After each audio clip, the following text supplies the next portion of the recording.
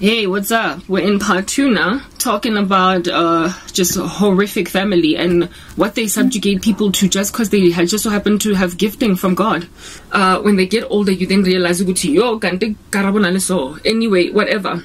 This cousin that was 20 years older than you, then also in a jail, Kosan City, as a prison warden, sees your fabulous life on Instagram as this project manager. You're younger than him by a good 20 years, okay? And then he just decides to go and consult a sangoma to basically take you back to Mwana Mina that you were amotwaeting. Mwana mangwele aeshi. Within amba shileng. Awatwaeting a Chicago. Amatina Chicago. Ne wants to restore you back to Mwana ole wa meriru dulangotuletileng or ginger because braidwegeletsatsi and halalegotating.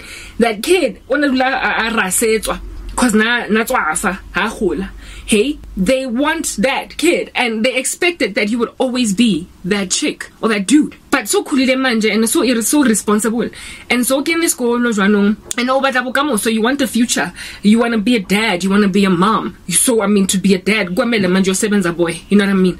To get yourself that zaga that you might be responsible sufficiently enough to own or have a wife. Let me not say own a wife. Some women might come at me with a flying kick.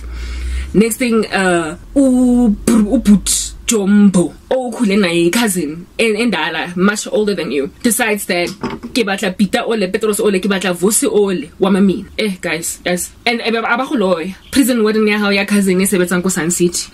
About decide a holo chakela somebody Santenyana.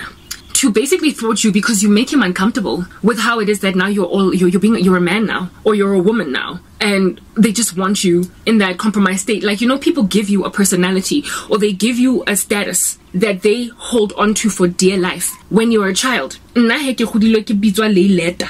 means lazy letter. That's what lay letter means, lazy letter. My grandmother used to call me lay letter because whenever they'd be like, I would pretend I'm sleeping and I would often have to be taken out of that attempted sleep.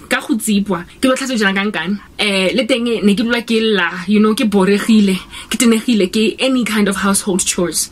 I was lazy and like I used to sleep more than my cousins, more than everybody else. And in my early stages as a kid, in my early years in school, like primary basically, because of the way I never used to study. So guys, I'm very, very smart. So I kind of used to just get through school by just listening to teachers, but I never actually invested time in studying.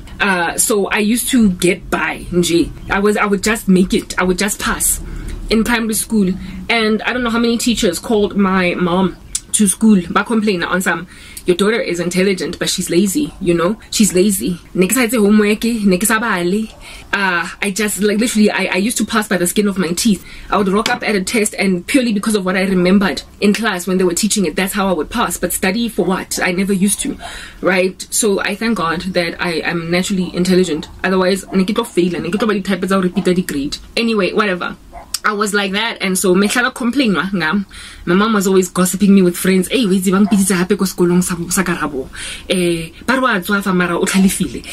blah blah blah. I was basically the bane of my mom's existence.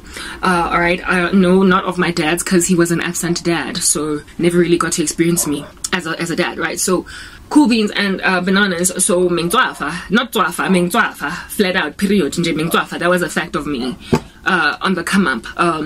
But then when I got to high school, grade 9 in particular, I was like, so I want a future. I knew I was smart. I knew that if I just put in the effort, I could pass. The type of A. So I put in the work. But my family members had already gotten used to Ile Leta. The name just kind of stuck to me. What you speak over a child sometimes. People just carry it even if this child makes a decision to change their mind. So I started to do well in high school, grade 9, I was on the honors roll, academic, A student, and high school was when I made a decision to ukfunda. Now I wasn't just listening to the teacher in class. I was actually going home and revising. Before exam, I would study. And that's how I wound up, you know, matric, got into Wits University, blah, blah, all that jazz. So essentially, I proved myself as a teenager that that literally it gets better. However, while I might have gotten better at studying, I never improved in terms of household chores. So I was still lazy, like all the way into my like redemption. Like Christ is the one that uprooted overnight mozinking. But yeah, so I wasn't a domestic queen, but I definitely was a book queen. I could study, like I was good with books, all right. And nobody respected me despite, like, abo uncle, nabo cousin, nabo sbanbani in the family, they decided that nakile letter from birth to death. Even when I was an academic in school, like abazange bafundiswa, not even my mom. I remember one teacher, like rarely ever did she attend meetings, like collecting of report cards and everything at school. She was just very absent-minded where I was concerned. She couldn't care less, right? Grandchild, I don't even think my mom knew what grade I was in until I got to matric, because I had a matric dance. She just like was very, very negligent. Anyway, whatever, cool beans and bananas. But I remember one like time I begged her to go and fetch a report so I don't have to wait all of so how my school used to do things is that they would give reports at parents' evening at the end of a term. Do you understand? And if your parents don't come to parents' evening, you're going to have to go through the school holidays without knowing whether you passed or failed, and you're going to get your report given to you by your teacher. Literally almost every year, every term, I would get my report card given to me. Like, I had Temibula next time I and that's when I would find out, oh, this is how I passed. And I hated that. So one time, I begged her to go fetch it. You know what I mean? How I did, and she went. This was in grade 9, right? Maybe like the mid-year, like the June C cycle. Ne? She went, and there was a teacher of mine, homeroom teacher. We're nearly a teacher was typing, but she used to take us for homeroom. So she was my baseline teacher. So she got to see my results in other classes like maths, you know, science, etc. You know how in grade 9 you haven't chosen your electives yet. Also, your subject set. You only choose it in grade 10. So I was doing everything, typing, geography, I was doing them. This door has opened, causing that glare that you're gawking at. And I'm exposed to neighbors eavesdropping and whatnot. I'm sorry, guys. Anyway, let's move on to the next part and we'll carry on talking.